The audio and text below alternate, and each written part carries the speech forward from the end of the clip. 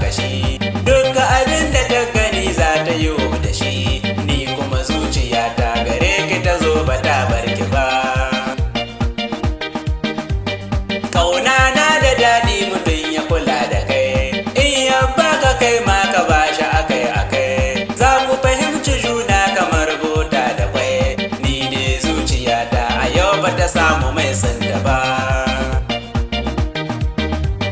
Na yi da kunta tamkar ba za na aje ta ba, ta shiga zuciya har jiki ban bar ta ba, zani wajenta sai zuciya ba ta bar ni ba, na shiga yanayi dan mutuna ma ba a ji shi ba.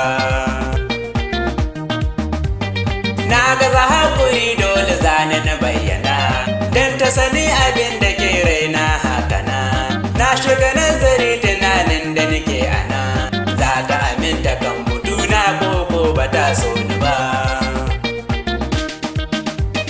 Nan fa ni fara zakulo sabon zuciya, na yi kira gare ta domin da ki tausaya, kada ki bar ni in zamo kan kin sha wuya, sai ki faɗi gaba na ki ce mini na zamo sha gaba.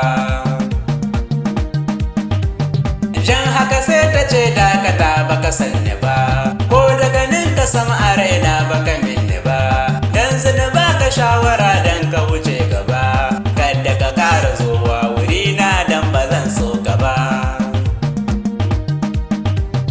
Ko da ta furta zancen kawai ne doka, ni shi cikin jikina ana mini duka, wai ke ce a yau zaki yi mini haka, ta samin ni ciwo na so wallai ba zan bar ta ba.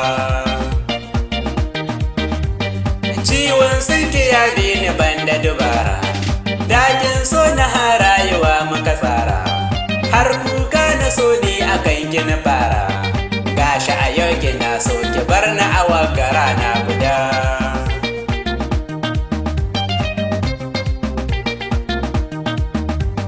Ciwon so da zafi ka baiwa mutum ba zai baka ba.